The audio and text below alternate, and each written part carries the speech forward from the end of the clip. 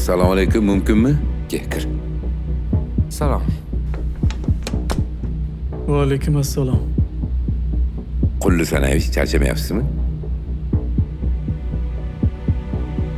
Pulli Sanayevich. Ha, Pulli Sanayevich, uzr. Nima gap? Tinchlikmi?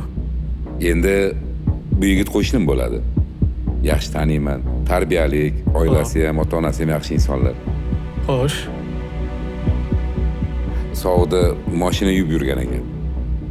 Ro'zg'orga ozgina yordam bo'lsin deb. O'shanga o'zimiz zavodga eshik olsak.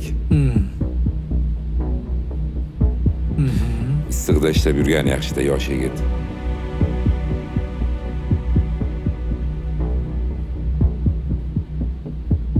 Savob bo'lardi har holda.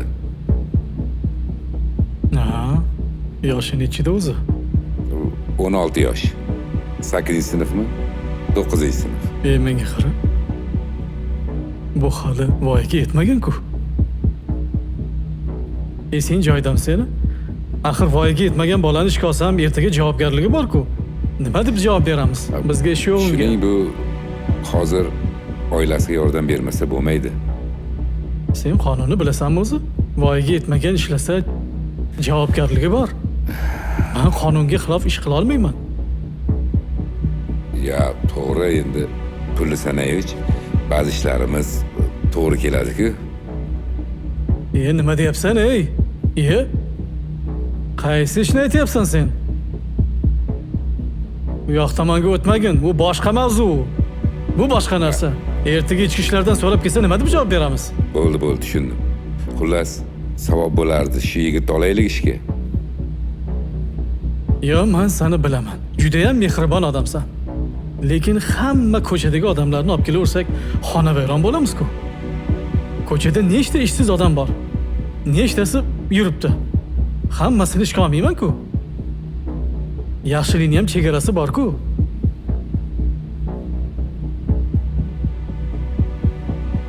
Yana voyaga yetmagan bola. Sen nima, meni qamatmoqchimisan? Bunday bo'lsa bor. Ishingni bilib qilgin.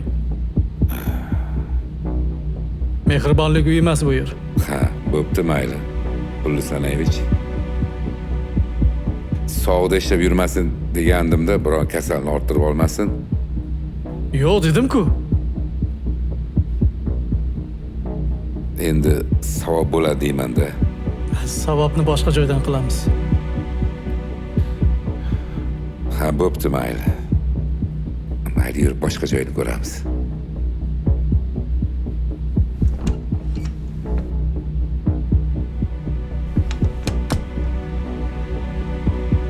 Kim bittasini yetaklab kelaveradi?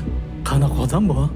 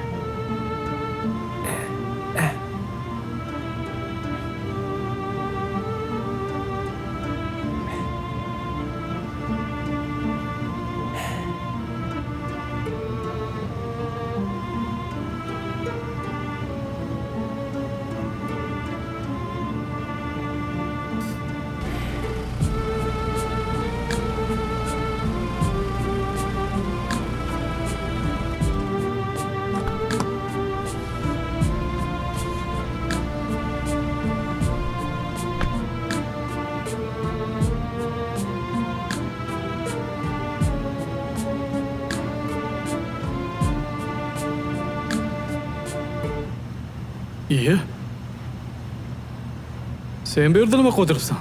Assalomu alaykum. Va alaykum assalom. Kim senga ruxsat berdi bu yerga kirishga? Ishlayapman. Kim seni ishga oldi? Sarvar aka ishga oldi meni. Qani Sarvar? Sarvar?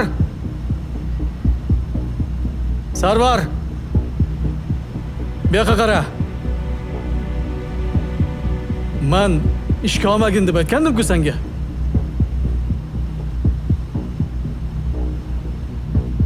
Men senga aytgandim, olmagin ishga. Yosh bola bo'lsa bu, ertaga javobgarligi bor-ku. Menga qarang, qizishmang, kelishib olaylik. Shu bolani javobgarligini men o'z bo'ynimga olaman. Xudo xolasa hech gap bo'lmaydi. To'g'ri, sizdan ruxsatsiz olib qo'ydim, lekin shunchalar ishonganim uchun menga ishoning, o'z bo'ynimga olaman. Rostdan javobgarligini olasanmi? Aniq. O'zingni bo'yningga olasanmi? Aytdim-ku, aniq. Qara, lekin bir gap bo'lsa seni bo'yningga tushadi. Bo'ldi. Men o'z bo'ynimga olaman. Rostdanmi? Bo'ldi-da. Aytdim-ku, buncha siqilasiz. Qara, lekin ey. Ishlavur, Behruz. Seni bo'yningga javobgarlik.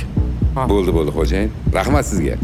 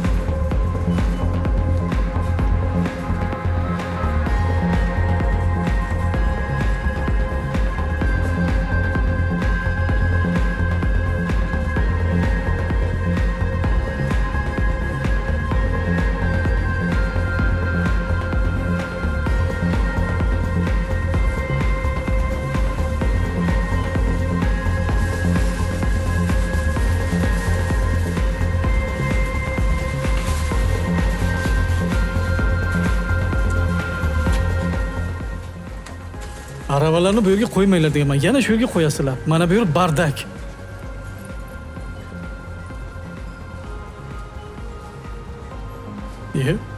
Ey, bu yoqqa. U?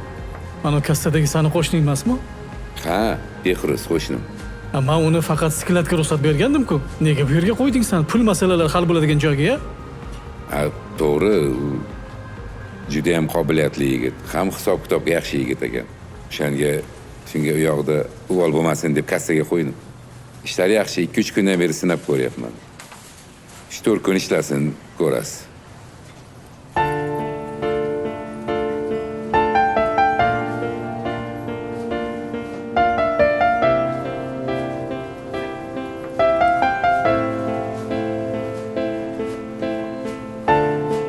Ha, mayli. Men ham xuddi shu yoshda ish boshlagandim. Yaxshi.